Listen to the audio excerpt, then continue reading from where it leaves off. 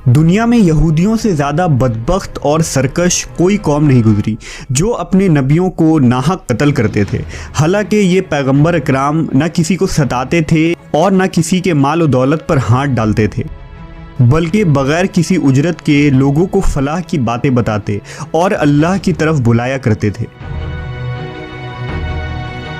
लिहाजा हज़रत अबू उबैदा रज़ियल्लाहु अन्हु ने एक दफ़ा रसूलुल्लाह सल्लल्लाहु अलैहि वसल्लम से पूछा कि क़यामत के दिन सबसे बड़े और सख्त अज़ाब का मुस्तहक़ कौन होगा।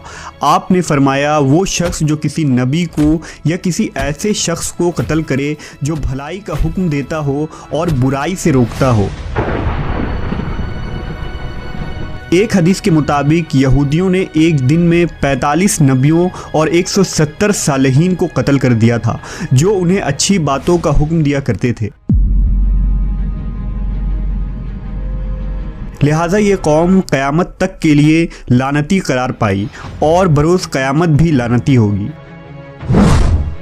आज हम इस वीडियो में उन्हीं मज़लूम अंबिया कराम में एक बरगुज़ीदा नबी हज़रत यहया अलैहिस्सलाम की शहादत के वाक़े को जानेंगे।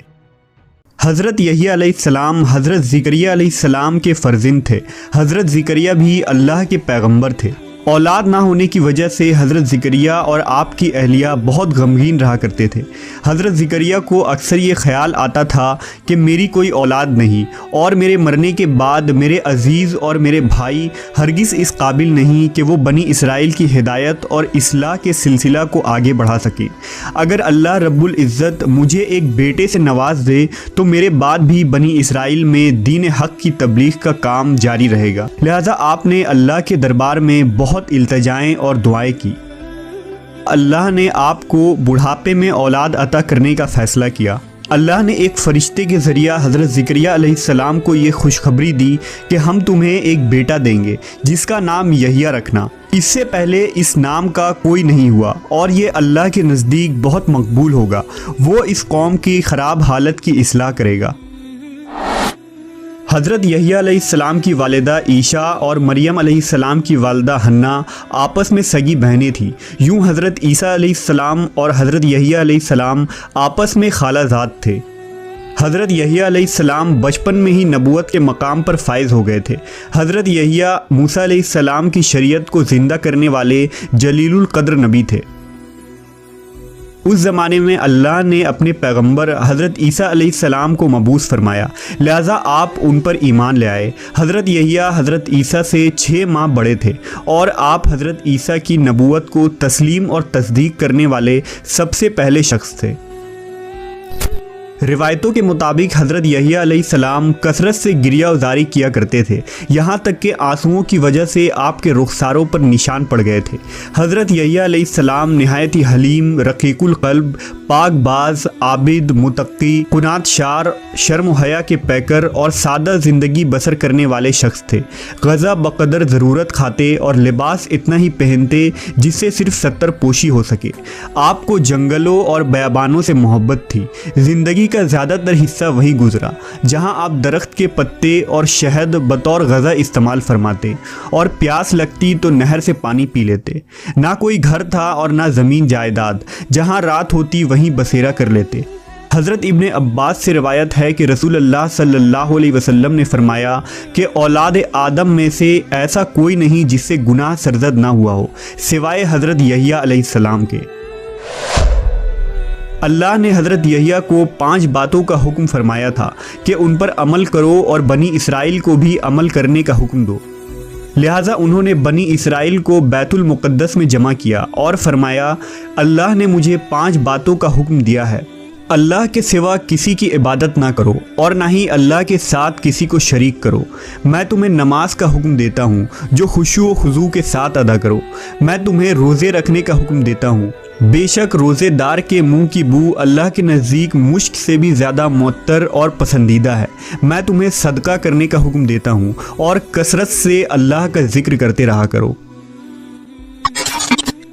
हज़रत यहिया अलैहिस्सलाम की वफ़ात के मुताल्लिक मुफस्सरीन ने मुख्तलिफ वाक़यात तहरीर किए हैं, ताहम मुफस्सरीन की अक्सरियत ने जिस वाक़े को बयान किया है वो लूका के इंजील समेत बहुत सी किताबों में दर्ज है, जिसका खुलासा ये है कि हज़रत यहिया अलैहिस्सलाम के ज़माने में यहूदिया का बादशाह हेरोद एक अय्याश शख्स था, जिसके वजह से पूरे मुल्क और बनी इसराइल में फ़स्क़ व फुजूर फैल रहा था।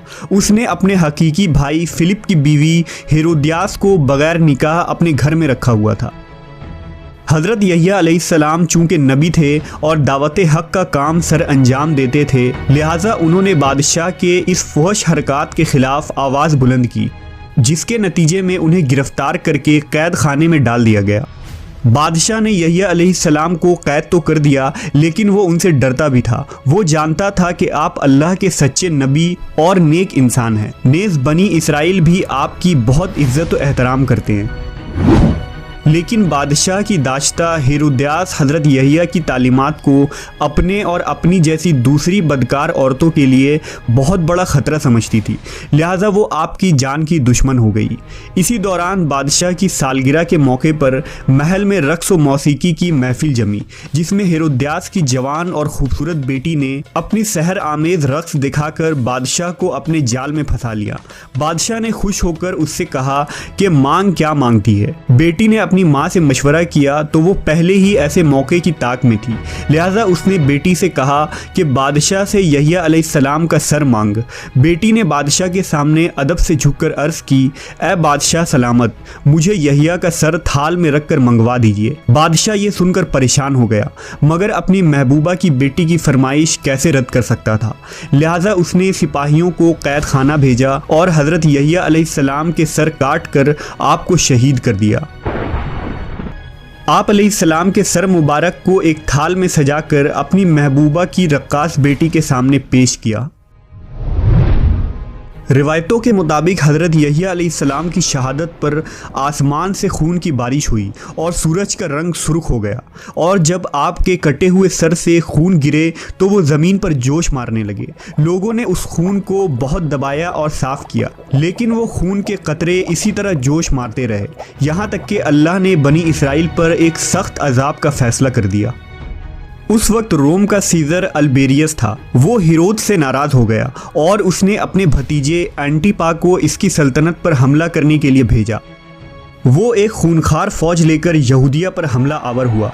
बादशाह के लश्कर ने कसम खाई कि जब तक यहिया अलैहिस्सलाम का खून जोश मारता रहेगा, हम यहूदियों को कत्ल करते रहेंगे। हज़ारों यहूदी कत्ले आम किए गए। एंटिपा ने हेरोद को शिकस्त दे दी। उसने हेरोद को जंजीर पहनाकर सरे आम रोम ले जाने का फ़ैसला किया। जब हथकड़ियों और जंजीरों में जकड़े दोनों मियाँ बीवी शहर के गलियों से गुजर रहे थे तो उनके सताए हुए लोग उन पर पत्थर मार रहे थे। फिर शहनशाह रोम ने उन दोनों को सहरा में फेंकवा दिया, जहां भूख और प्यास से दोनों मर गए। इंजील में उन रोमी अफवाज को खुदा का लश्कर करार दिया गया है, क्योंकि अल्लाह का ये कानून है कि वो सरकश कौम पर दूसरी सख्त और जंगजू कौम को मुसल्लत कर देता है, जो उन पर कहर बनकर टूटते हैं और उस कौम को तबाह कर डालते हैं। मवर्रखीन ने लिखा है कि अमवी खलीफा वलीद बिन अब्दुल मलक जब दमिश्क में मस्जिद तामीर करवा रहे थे तो इस दौरान वहां एक गार दरियाफ्त हुआ। इत्तला मिलने पर खलीफा खुद गार में दाखिल हुए तो देखा कि एक संदूक में इंसानी सर रखा हुआ है और उस संदूक पर लिखा था कि ये यहिया इब्ने ज़करिया का सर है। उनका चेहरा और बाल अपनी असली हालत में थे और यूँ लगता था जैसे अभी शहीद हुए हों।